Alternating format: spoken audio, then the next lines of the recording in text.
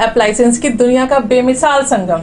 हर खुशियों को लेंगे आप जीत, बस अपने जीवन में इस्तेमाल करें अजीत।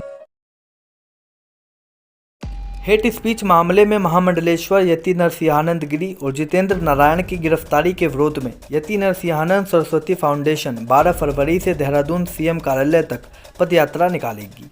प्रेस वार्ता में फाउंडेशन की महासचिव डॉक्टर उदिता त्यागी ने बताया कि यह पदयात्रा गाजियाबाद डीएम कार्यालय से शुरू होकर 20 फरवरी को सीएम कार्यालय तक पहुंचेगी और अपना मांग पत्र देगी। डॉक्टर त्यागी ने बताया कि हेट स्पीच मामले में यति नरसिंहानंद महाराज और जितेंद्र त्यागी के खिलाफ मामला दर्ज कर गिरफ्तारी की गई है, जबकि दूसरे समुदाय द्वारा भी इस तरह का जलसा किया गया। इस मामले में रिपोर्ट दर्ज की गई, लेकिन अभी तक किसी की गिरफ्तारी नहीं की गई। इस तरह की कार्रवाई दोहरी मानसिकता दिखाती है। हमारा विरोध भी यही है और पदयात्रा भी इसी विरोध में निकाली जा रही है। गाजियाबाद से सिटी न्यूज़ के लिए विशाल रावत की रिपोर्ट। मेरा नाम डॉक्टर उदिता त्यागी है। मैं अखिल भारतीय ब्रह्मऋषि महासंघ की राष्ट्रीय महासचिव हूँ और इसके अतिरिक्त यति नरसिंहानंद फाउंडेशन की मैं राष्ट्रीय महासचिव हूँ। मेरे साथ ब्रह्मऋषि महासंघ के कार्यकारी अध्यक्ष और हमारी ट्रस्ट के अध्यक्ष जो है सुनील त्यागी जी हैं, हमारे साथ सत्येंद्र त्यागी जी हैं, मोहित जी और ये पूरी टीम हम लोगों की यहाँ पर राजीव जी हैं, ये भी हमारे ब्रह्मऋषि महासंघ से हैं। तो आज प्रेस वार्ता का मुख्य विषय 2 है। जैसा कि आप सभी को पता है, वसीम रिजवी जी ने सनातन धर्म अपनाकर जितेंद्र नारायण सिंह त्यागी वो बन गए और सबसे पहले जिस टाइम उनका ये संस्कार हुआ, उनको मैंने ही राखी बांधकर त्यागी समाज में उनका स्वागत किया। अब चूंकि त्यागी बनने के बाद वो हमारे भाई हो गए, तो आपको सभी को ज्ञात है कि बहुत ही मामूली धाराओं में उत्तराखंड सरकार ने पहले जितेंद्र नारायण त्यागी जी को और उसके बाद उनका पक्ष लेने के लिए कि भाई जितेंद्र नारायण त्यागी जी के साथ धर्म संसद की एक किसी स्पीच के विषय में, जो कि किसी भी तरह से हेट स्पीच के क्राइटेरिया में आती भी नहीं है, बहुत सारे वकीलों से, लोगों से हमारी बात हुई, वो किसी भी तरह से हेट स्पीच नहीं है। अब उसकी वजह से उन दोनों को उत्तराखंड की जेल में जो है 25 दिन हो चुके हैं। बहुत ही मामूली धाराओं में है, जिसमें कि बेल भी अभी तक उनकी नहीं हुई है। कल एक मामले में हमको सफलता मिली है, जिसमें कि नरसिंहानंद जी की हेट स्पीच वाले मामले में बेल हो गई है।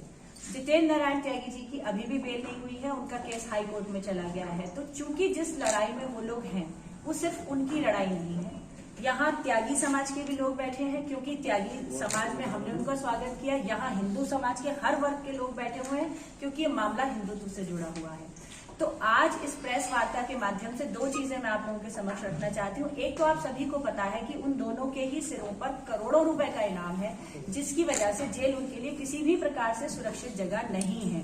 तो पहली तो हमारी यहाँ इस मंच के माध्यम से ये मांग है कि भाई यदि उन्हें किसी भी प्रकार की कोई अनहोनी उनके साथ जेल में होती है तो उसकी जिम्मेदारी कौन लेगा। तो सुरक्षा की चिंता के कारण पहली बात, और दूसरी बात, चूंकि किसी भी प्रकार से जब हम लोग कुछ बोलते हैं तो हमारे दोनों लोग जेल में हैं, लेकिन उसी ही प्रकार का सेम जलसा दूसरे समुदाय द्वारा वहां किया गया।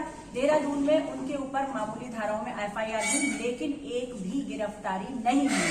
तो यदि मेरे लिए 2 और 2 4 है, तो दूसरे पक्ष के लिए 2 और 2 5 किस प्रकार से हो सकते हैं। पहली बात, हमारी इस मंच के माध्यम से ये सवाल है कि यदि हमारे 2 लोग अंदर हैं, 25 दिन बाद भी उन्हें इतनी मामूली धाराओं में बेल नहीं मिल रही, तो दूसरे पक्ष के लोगों की गिरफ्तारी भी क्यों नहीं हुई।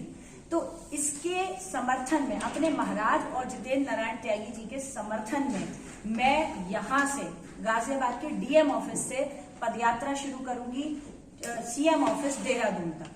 चूंकि ये सिर्फ ना मेरी लड़ाई है, ना महाराज की लड़ाई है, ना जितेंद्र नारायण सिंह त्यागी जी की लड़ाई है, हम सब की लड़ाई है। तो यहाँ से मैं सभी सनातनियों से, सभी संगठनों से, सभी लोगों से अपील करूंगी, जो जितना इस यात्रा में जहां हमारे साथ जुड़ सकता है जुड़िए।